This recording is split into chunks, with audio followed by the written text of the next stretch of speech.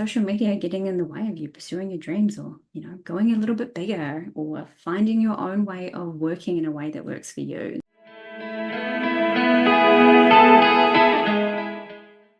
Misty Johnson is an award-nominated qualified life coach and host of the Unplugged Woman, Unplugged podcast. She is on a heartfelt mission to help women to redefine their relationship with social media and rediscover the joy of living offline, or what Misty calls JOLO. Through her coaching programs and supportive community, Misty is able to share her experience and guide women on their own unplugging journey in a way that is simple, sustainable, and stress-free. Misty and I have been in the same coaching community for many, many years now, and I feel so lucky to have her as one of our Cozy Community Hub members. I've loved witnessing Misty's evolution of taking a year off Instagram, unplugging and supporting others to do the same, and finding different ways to market her business as a result of that. I'm so excited to have this conversation with her today, and I will make sure to include a little gift from Misty in the loot chest this week. If you haven't grabbed it already, just head to catherinemackenzie-smith.com/loot, or if you've already signed up for that, you can get it in the living document. So make sure that you check that out. Hi, Misty. It is so exciting to talk to you today. I can't wait to dive into the joy of living offline. But before we get started, I really love when people talk about their work in their own words as a way to just introduce everyone who's listening to what it is that you do and the journey that you've been on. Would you like to start by just telling us all a little bit more about you and where you've come from and what it is that you're doing today that's brought you, well, how that's brought you to what you're doing today? Yeah, amazing. Thank you so much for having me, Catherine. I'm excited to dive into today as well. Now, in a coconut shell, I support women who are experiencing social media overwhelm and overload and are feeling a little bit disconnected from self. So I support them to redefine their relationship with social media and rediscover what you mentioned, the joy of living offline, or what I like to call JOLO. And this is where I'm at now, but it isn't the space that I've always been in. And so my journey to getting here through being a coach, and even before I became a coach, is where this work really started. And so I started my what I call unplugging journey, because essentially that's what it was. It was me unplugging from social media in a really intentional way. First as a guinea pig when I was a personal trainer and I saw my clients coming to me with these pictures on Instagram saying, hey, I want to look like this. Can I get six packs like this? And the reality is that that is not possible for the majority of people because genetics, it's aesthetics, it's the behind the scenes that we don't see these people go through. A lot of these people were influencers who that was their life. And I saw my clients, my training clients, getting quite down on themselves looking at social media. And so I thought to myself, what would happen if I took 30 days of social media? And so I used myself as a guinea pig, and I found this was back in 2014, that month was incredible. I was more productive. I had more time to myself to do things I really enjoyed. And I started to get really clear around what was important. That was back in 2014. And then between then and now, I have been taking intentional breaks from social media. And when I started to become a coach in 2020, which was, as we know, in the thick of the pandemic, I really, at that point, still wanted to support women to prioritize themselves over socials. But there was something in there at that point that was like, oh, is that actually deep enough? Is that like, you go into this new coaching space and you're like, is this like big vision enough when there's so many like really self-reflective niches, I'll say.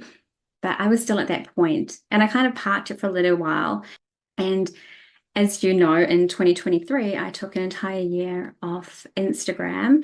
And it was the most incredible year ever. It was game-changing for me, for my business, for my relationships, then like my family, my friendships, and just a really greater sense of self for me. And I experienced some things that I didn't know were going to pop up on my journey to take a year off Instagram.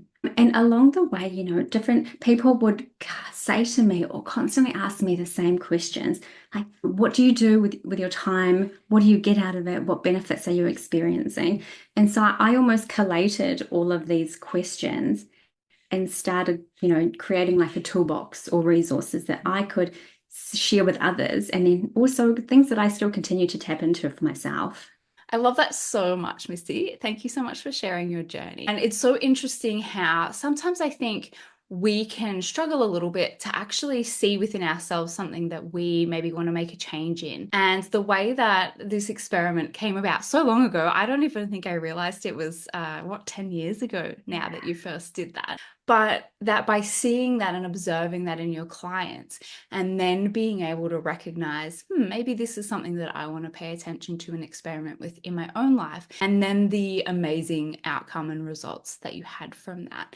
Can you tell me a little bit about those kind of unexpected surprises and delights that came from taking a year off last year? Yeah, so as you know, I have a business.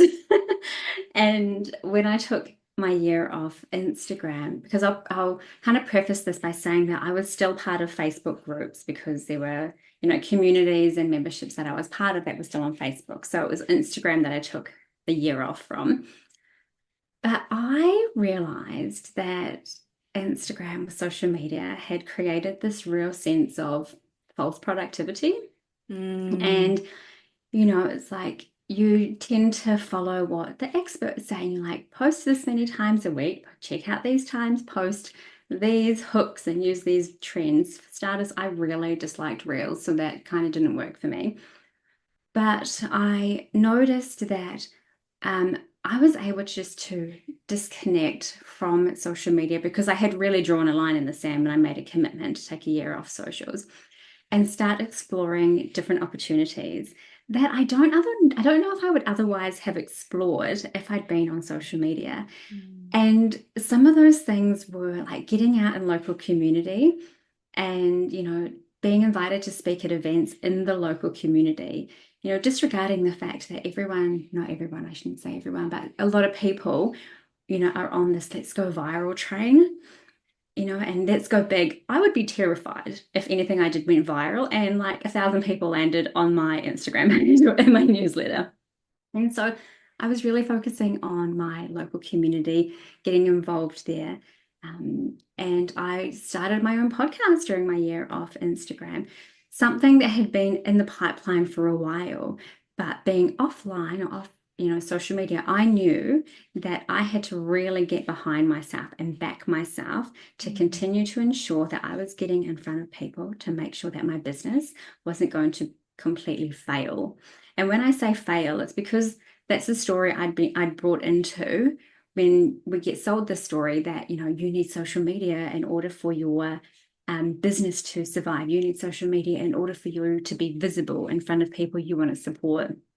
And while, yes, to some degree that is true, we forget that there are, pre-social media methods and means of getting ourselves out there. And so I started a podcast. I really began to nurture my email community, and I sent a letter out every single week. And, there's something really special, Catherine, about people intentionally opening a newsletter that you send them. Not only that, is that when they take an extra step to hit reply and type, my heart always just like bursts with so much joy, because it's not being scrolled past on the screen. And, they've taken a time in their own time. It hasn't just, without their permission, dropped in front of them on their feed. And so that was really special as well. And one other thing that I did that I kind of took for granted, while I was on social media, is I just started having conversations with people about the work that I did. I used to almost shy away from it because, people are like social media. And then you go into all these questions, but I really started talking about my work and the business and what people in my community and my clients were experiencing. And through that, I also built a lot of confidence in myself just to share more, share what I was learning. So, yeah, those are a few things that I experienced. But, oh, one thing, and this is actually probably the biggest, and it's not really like biz related or anything, but I noticed that being on social media got in the way of my own personal healing Mm. because I was distracted from the things that were kind of going on in my life. And I was able to tune out to them. Now, when you don't have distractions in place, things really come up, they face you, they're in your face. It's almost like this mirror image. And so through that, a big healing piece for me that I didn't realize was like um, this real deep sense of self that I was able to work through and navigate and journey on during my year off. And yeah, it's probably one of the biggest benefits of being offline. Oh my goodness, I love that so much. And I want to kind of point out here for everyone that's listening that you work more specifically with kind of mothers that want to be more present in the lives of their kids. Obviously, we're talking about the business side a little bit today because that is the audience and what we're doing here on the Do Business Differently podcast interview series. But can you just tell us a little bit about that angle before we move into some more business related things? Because I have a heap of questions I want to ask you about that. How did you find that apart from your personal healing, which is massive and just really important that I think everyone listening could really reflect on, that we will often try and fill the holes of stuff that we don't want to sit with and that feels uncomfortable. And social media has become a really great hole filler. Is there anything that you noticed or anything that was intentional about that decision that does come back to being present with your family and that sort of thing that you'd like to share with us?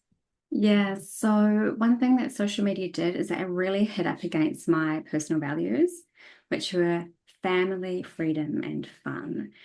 And really, social media to me didn't uphold any of those. They were values, it was taking time away from my family to the point where sometimes, I'd be on my phone because I would want to quickly reply to a message. And I think my daughter was about 2 at the time when she did this. And she just like smacked my phone out of my hand. And I was like, okay, point taken. And I just left it. I was like, it's not worth it. Like it's actually not worth it.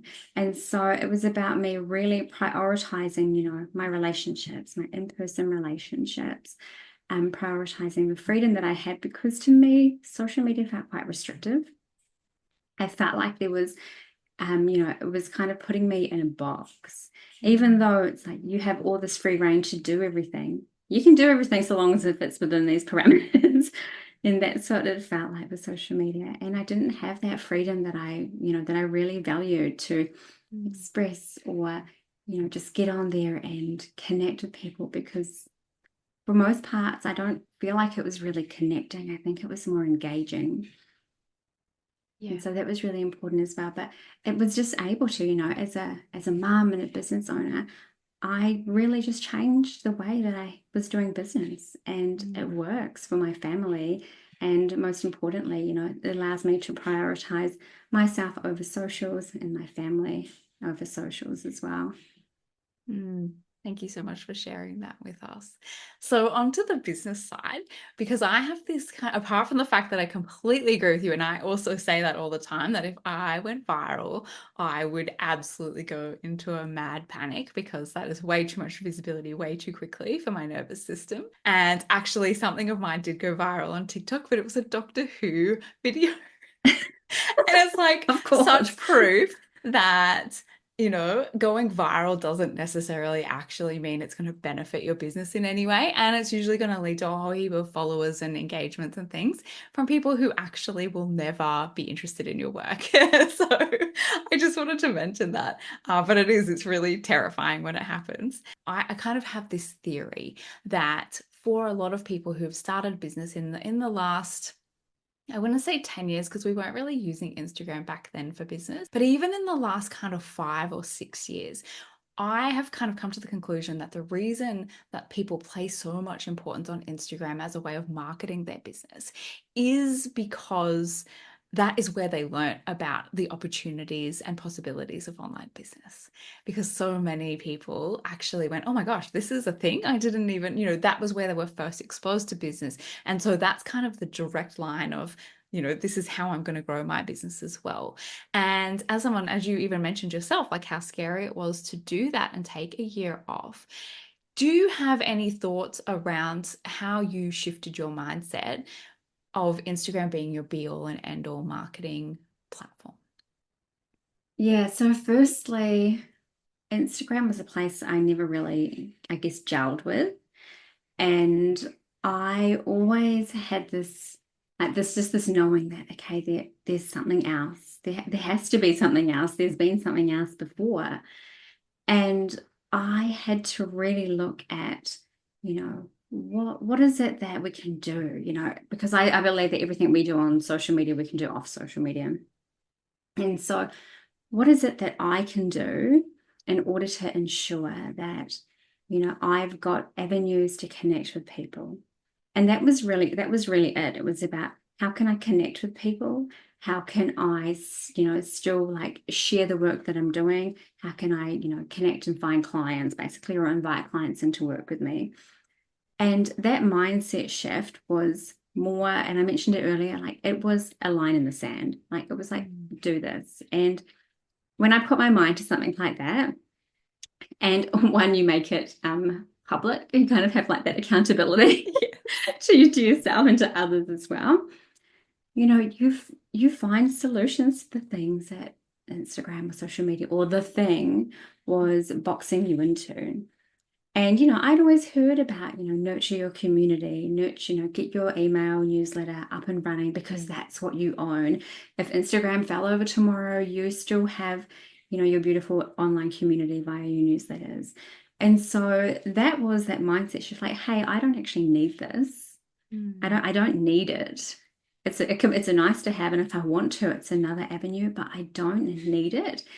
And I think that's where that kind of distinction came from. It's like, I don't need it, but I do need to keep connected with my community. And I do need to, get in front of other people's audiences so I can share my work. And so it was a line in the sand. And it was it scary? It was a little bit scary because I was like, oh, I'm gonna, there's all these people on here that I'm not gonna see. But when it came back to the heart of why I was using social media, and it was that connection piece, my question was, well, okay, Misty, how are you going to connect elsewhere? What are you going to do instead? And I think it's that instead part. What else is there instead of dot, dot, dot? That was really supportive for me. And, newsletter was just one of them. And then podcast was another one. And, being part of things like bundles was another option that I'd never ever considered exploring before, ever. And these were like, okay, so those things allow me to connect and share the work that I'm doing, which is what social media was doing, but I didn't have to be on socials. Yeah. Yeah, I think it's really interesting how you mentioned that, because that is where I see people maybe falling down the most, that they don't want to do social media. And so I always say you don't have to do social media, but you have to do something, because what we don't really necessarily think about when we're starting a business and just getting our feet wet in the creating a business is that marketing and sales is a really big part of that. Because if you don't have a marketing plan and you're not putting your work out there and finding the people who most connect with it, it's very difficult to get a consistent stream of clients. And I actually said this in a mastermind group that I was in a few years ago, that I think that Instagram is easy and it has made people complacent about their marketing efforts. And so I love how you said that by taking that away so intentionally, instead of it becoming just a thing that you should be doing and it's always there, just burning energy in your world, actually making the intention to take it away, it then becomes, when I say no to that, what can I say yes to that I didn't have the energy or the capacity for while I was still holding on to this? Trying to think about what I should be posting. Oh, I should write a post today. And, all of those thoughts that we have about how we should be keeping up on Instagram, and, oh, feeling bad because you haven't posted for a few weeks, and then finally putting a post together, and then 15, not even 15, probably 5 people see it. And you put all this work and energy of 2 weeks thinking about it but by actually intentionally taking that away and freeing up that space, you then created so many other possibilities for yourself, and the creativity then it takes to go, okay, well, if I'm not doing that, what am I doing? And I think that that is such a big lesson that everyone needs to hear from what you said there, Yeah. because you can't just opt out of marketing when you're running a business. I'm so sorry. It's just not going to work. There has to be a way for you to be able to find your people and connect with your people and then invite them into your world. And if that's not okay with you, that's absolutely fine. There are other opportunities that aren't an online business out there. And I think that's really important. It's so true because, until I made that definite decision, there's always this, what I refer to, like, there's always this invisible thread that keeps your mind like referring back to social media. Mhm. And until you make the decision to, okay, I'm not using social media, that's it. Like you said, you get to free up space, you free up capacity in your, just like in your brain, Yeah. without having to think about, oh, is that the right template I used for my story? Oh, should I change it up? Is it going to be like a scroll stopper? You don't have Mhm. to think about that, but you get to Mm. channel your energy and your creativity into other avenues. So Yeah. really important. And it does make me wonder, you mentioned about, social media, creating, like, I don't know, lazy business owners. And as well as that point, I almost wonder whether how much social media has prevented people from, growing in their business because we're Mm. looking at other people to say, hey, they're doing this. Actually, I want to do that, but they're doing it better than I think I can. I won't even Yes. start. So it Yes. makes me wonder if whether or not, yes, there's people that you can be inspired by, but is it actually putting the brakes on you growing your Mm. business or pursuing your dreams because it's not going to be good enough, in air Mm. quotes, based on what you're seeing online? And if you didn't have social media, you'd have no idea that people are doing that stuff and you'd go and do it anyway. So, Yeah. yeah, is social media getting in the way of you pursuing your dreams or, going a little bit bigger or finding your own way of working in a way that works for you? So, yeah. Mm. Oh, that was so perfect. That's definitely going to be the highlight of this episode, I think. Thank you so much for sharing that. Now, I want to come all the way back on the other side because I know that one thing you talk about is not being anti-social media, but mindful social media. And so you Mm. are now back on Instagram, and I actually think you make more reels than most people that I follow. Can you talk a little bit about your relationship with Instagram now that you've taken that break, you've explored other options and opportunities, you've seen how amazing they feel for you and what they've brought to your business and your creativity, and then you've kind of made your return back to Instagram? What is it that has changed for you? And I'm going to just add on another question so I don't forget it. And how has that shifted your approach to the way that you're creating on there now? Yeah, great question, because I wasn't going to go back on social media. And I decided that the people I wanted to support were on there. So I needed to have some sort of Mm. presence. And how it is now, my relationship with social media, like, it's always been intentional, it's always been mindful. Now I'm kind of infusing a little bit more fun and less seriousness. And I believe, like myself, the reason I have the ability or the capacity to do that is because I have beautiful foundations away from Mm. Instagram. And so that Instagram, yes, it gives me like a platform to go on and show people, hey, this is the face behind the name, behind the work that you see showing up here. But the real magic happens offline. So if you want to come through and join my community away from Instagram, amazing. This is the kind of stuff that you can expect. Mm. And this is, for Instagram now, I can go in and I'm really detached to any of the outcomes. I think that's the main thing. I don't have a, oh my goodness, I'm only going to get 5 likes. I'm like, 5 likes now is like celebration.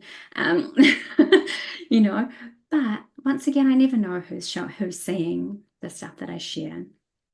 And so I still want it to be, inspiring. I still want to, get people curious about taking a break from social media, be mindful. And just have a little bit of fun with it. And if you don't, like, don't make it yet. Like for me, it was like, don't make this your main source of, connecting with people. And it really took the pressure off. It took the pressure off being online, being on socials, because, I've made connections in my local community. I've, got my own podcast. I'm guesting on podcasts. So it's an avenue that I have access to that I can use when I want to. And I do enjoy it more now because of that detachment. But I still much rather prefer to nurture and cultivate community away from socials as well. Yeah, so beautifully said.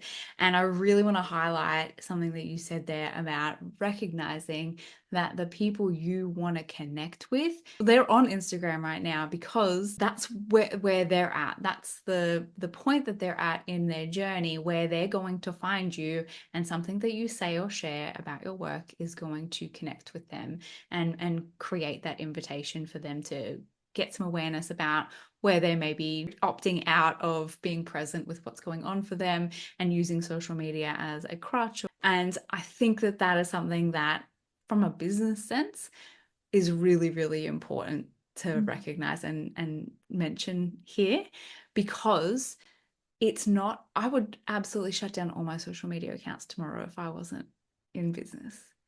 And I think we need to create a boundary around what is consumption and scrolling and getting in our feelings about comparison and what other people are doing, and what is using these as tools for us to find and connect with our people.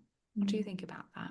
Yeah, I 100% agree. Is that one, it is a tool, and really being discerning. And this is one thing that I found is discerning between, the thoughts, feelings, and opinions of others that I was taking on that I didn't realize actually weren't my own until I created a disconnect. And, there's this kind of underlying, I guess, like theme or energy that people feel quite lost. And it's one of the reasons, and this comes through with my clients, like they want to reconnect with who they are because they've felt so disconnected because, someone over here is saying this and someone over here is saying this, and I'm getting really confused about doing this. And so, and they're being influenced and doing things that they may not necessarily have done, and putting themselves into that box that I mentioned earlier. And one thing I really love to highlight is the difference between being influenced and being inspired. That element of influence and, social media influencers, that is, for me, I can feel the real difference. And being influenced is really being someone else, trying to be like someone else. Whereas if I see content that's inspiring me to be me, but maybe a little bit more with a little bit of a twist and a little bit of magic. But it's not changing who I am, and it's not going against my values, and everything feels really aligned. And so I think people we have to drop into ourselves and really access that. And one of the things I feel like social media has done is created that disconnect with us being able to discern what's ours and what's not. And I think, especially because a lot of the people who will be listening to this and watching are more introverted, more highly sensitive. One, I don't have anything to back this up except my own personal experience and talking to so many people over the years about it. One thing that I kind of realized a few years ago was that when you are impacted by the energy of others and you have a sensitive energy field and nervous system, and as an introvert, so impacted by other people's energy, without really good boundaries and your own kind of self-awareness and grounding and taking care of you first, it can be so easy to be influenced. Like, you're hooked into people's energy all the time when you're doing this. And without that mindfulness there, it can be so easy to just not even realize how much that's impacting your energy field and your nervous system. And then all of a sudden you feel terrible and don't know why. And that just then leads to further disconnection and more scrolling and all of those things as well. Yeah, and there's one prompt or practice that I use, and this is pretty much every time, and now it's almost instant. And it's I ask myself, do I have the energetic capacity to consume what might show up on my feed today? Oh. And so that's really just checking in with me and standing in my power for that one. And only like it takes a second. And if I don't, then it's a not now. It's like it goes into a, Mm. okay, this is an important now pile, but I can revisit it maybe in a few hours or maybe tomorrow.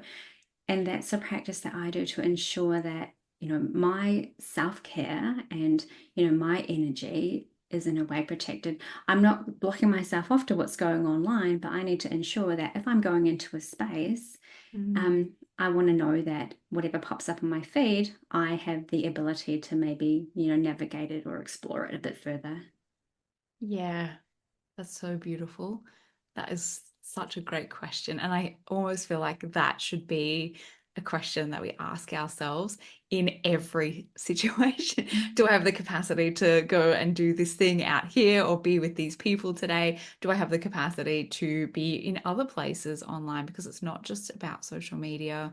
Particularly, I know we're talking more specifically about Instagram. What a great question to get into a habit. And that's something I really want to emphasize here as well, to get into a habit of doing it where it becomes natural. It's not going to be natural at first. And I imagine doing something as extreme as taking an entire year off helps to create a reset for that. Would you recommend that, or do you have any thoughts about how somebody could start to build a maybe better boundaries and mindfulness around being on social media without necessarily having to go and delete all of the apps for a significant period of time? Yeah, one of the and this is again like a practice that my clients use and I use.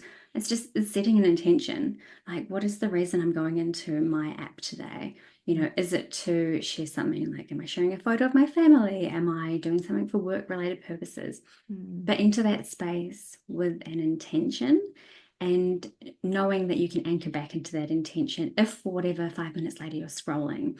But it's almost like, it activates that sense of responsibility for Mm. yourself. Like I'm taking responsibility of myself for getting off this app in 5 minutes, and remove notifications.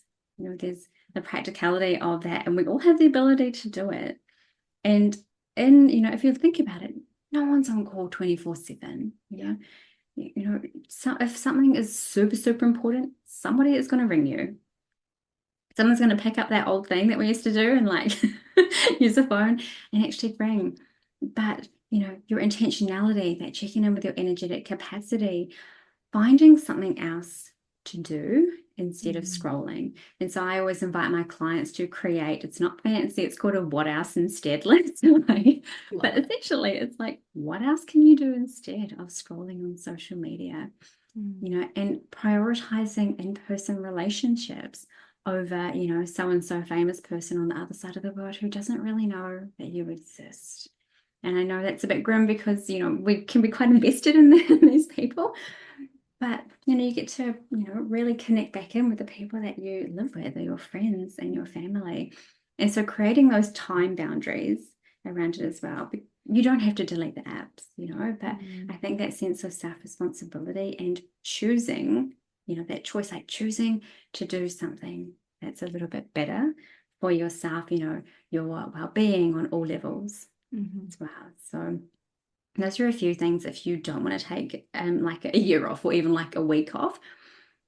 But even if you're taking like a few hours off, I truly believe that any intentional time away from social media is going to be Mm. beneficial for you, regardless of the amount of time that that is. Yeah, beautiful. Thank you for sharing that. And I think it is really interesting. I have this thing where I like don't make myself work on a Monday, like only if I want to. And that was bred out of that conditioned response of 27, 30 years of actually having to be up and at productive and ready to go 9 o'clock Monday morning from school all the way through careers and things like that as well. And as a result of that, by not putting that pressure on myself to be sitting at the desk ready to go at 9 o'clock Monday morning, and trust me, that took 5+ years to even recognize that pattern before even starting to change it. I feel like it's a little bit the same with Instagram, and I've definitely been way less on there this year. The taking that pressure away Mhm. actually opens up a space for creating from a really pure place of inspiration and motivation and creativity versus like an obligation and maybe even resentful place that the Mhm. energy behind that is not going to be great anyway. So maybe it won't be well received if it's like drawing blood from a stone trying to get content out versus actually going, you know what, I'm only going to create on there when I feel like it or when I have the capacity for it or when I'm feeling really inspired to share something and allowing that to be, like you said, right at the start, almost like an afterthought because there's other activities happening that are Mhm. more fruitful, that feel better, that are more aligned, that are creating a deeper connection with your community. Not, I think is really important to point that out, not going, oh, I'm not going to do any marketing, I'm not going to do anything at all, and people will just find me because unfortunately, again, that's not how it happens. But actually having a plan and a strategy and focusing on building community, which I know that you're doing versus like this being the one way that people are going to find me and the pressure that comes with that as well. Yeah, and I think I have to almost credit though Instagram for the way that I do business now because it showed me how I what I didn't want to do. Yes. And and how I what I mean by that is when I started my coaching business, like I first of all I studied when my daughter was 3 months old. And so I started my Mm. coaching business and she's was a baby and a toddler. But, on Instagram, you kind of got these two extremes. It's like, you go home, you go hard or go home and you hustle. Yeah, you hustle, hustle, hustle. Or hey, you might just work like 20 minutes a day. And I was like, Hmm. neither of these kind of cut it for me. But it probably took me until my daughter was about 2 to find a rhythm that really worked for myself because Mm. the things that were showing up on social media, they just didn't cut it for me. And I had like 20-minute pockets of time where I had to do work. I Mm. didn't have, as you said, that conditioned 9 to 5. Like I'm going to sit down at my desk from 9 to 5 because that's not going to happen. Hmm. And through like a lifestyle decision and a family values decision, my daughter's always been at home with me. So she hasn't been in daycare. She doesn't have like, we don't have any additional help. And that was a decision that we made as a family. And so quite often, I will work on the weekends and I love working on the weekends because I have so much space in my head. Mm. And, I will do more like face-to-face appointments, coaching calls on the weekends. And in the evenings generally is when I might do like my admin type stuff. Mhm. But you don't really see that stuff on Instagram. And I was like, okay, this is not working for me. Like, what can I do that's going to be different that still Mm. allows me to what I've acknowledged is, I want my family to have the best of me and not the rest of me or the leftovers. So, how can I still do what I love and support the incredible people I wanted to support, but just do it a little bit differently that works for me? So, yeah. Mm, yes, so good. And so in alignment with the Do Business Differently interview series, because this is really about shining a light on the fact that it isn't about how it appears. And these days, what we're seeing is not just everyone's highlights reel, we're seeing their marketing message when we're scrolling, and it can cause us to unintentionally create these limiting beliefs around what we think success should look like, what we think an average day should look like. Oh my gosh, working on the weekends, that's not what you're supposed to do when you're living like the hashtag girl boss life. And it's so much about finding the thing that works for you, that is mindful of your energy and your circumstances and your family life and your situation, more so than prescribing to this way of what we've been told success should look like. Yeah, because that way we've been told was a sure fast track way to me getting frustrated at Yeah, right. myself and actually thinking that there was something wrong with what I was doing. Yeah. And it was like, why is this not working for me? What am I doing wrong? Well, actually, I wasn't doing anything wrong. I was just, I just wasn't doing things in my way. Yeah, exactly. And that's when you're feeling like that, that's when you go, oh, I better buy a program or Mhm. work with that person or, jump on that that latest trend that I've seen everyone is going off about on social media. It's like such a Ouroboros of just capitalism Yeah. and bullshit. You know what though? And one thing that happened while I was off socials, I Mm. don't like, we hear this thing about shiny objects. None of Mm. them were in my face. So Yes. if I specifically needed something, I could just Google it, or I subscribed to people that I, really, really admired. And I know that Mm. their work is something that I really value. And I found that I actually didn't really need that much.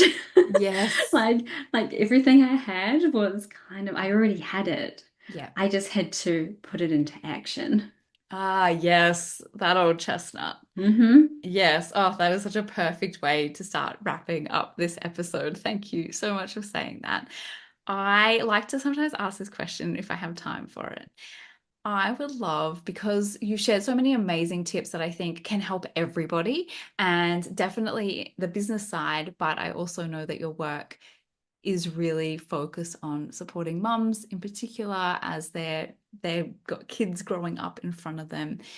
Can you share with us what your one wish is for the impact that you would love your work to have on the world? Mm, great question.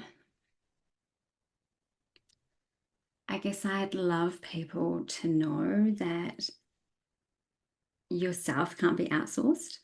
You Mm. can't outsource yourself because that truth remains within you.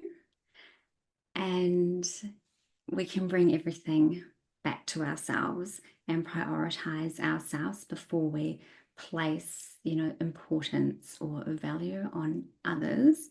Mm. And that's a practice of getting quiet and kind of tuning out all the noise and all the chaos so we can hear ourselves and the little whispers within us that bubble up to the surface and know that, hey, actually, we're okay if we're doing things differently. That's totally fine, but that's my truth.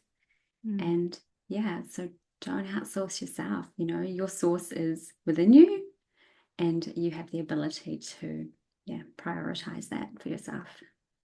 Oh, how beautiful. I knew you were going to have such a wonderful answer for that question. For anyone who would love to connect with you further, get maybe some more tips and follow your journey, because you have been on such a journey. Not only has this been 10 years in the making, but to have seen you go through the unplugged phase and taking time off and then coming back to that evolution of the joy of living offline, how that journey has evolved for you, and most likely your clients are going on a very similar journey as well. What is the best way for people to connect with you? Yeah, the best way is definitely through my community newsletter, which I've recently renamed the Jolo Journal. It was the Unplugged Woman newsletter family. Same content, same me, different name, but that's the best way to connect with me. And you can do that via my website, which is mistyjohnson.co. And on my website, there's also a free resource called the Social Media Self-Care Toolkit, which is a free downloadable toolkit for you to prioritize yourself over socials with tips and tricks and practices, and a weekly check-in as well. And I am on the gram at Misty Johnson _co if you want to check me out there, or tune into my podcast, The Unplugged Woman Unplugged. Amazing. I'll make sure all of those links are in the show notes. If you finish this episode and you want more me and Misty, you can head over to the Unplugged Woman podcast and listen to the episode that I recently did with her as well, where we had a very similar but very different conversation at the same time. Thank you so much, Misty, for your time today. And I don't know about anyone else, I'm feeling so chill right now. I could delete all of the social media apps off my phone right now and just be so fine with it. Thank you so much for your time today, Misty. It has been an absolute pleasure. You're welcome. Thanks so much for having me, Catherine.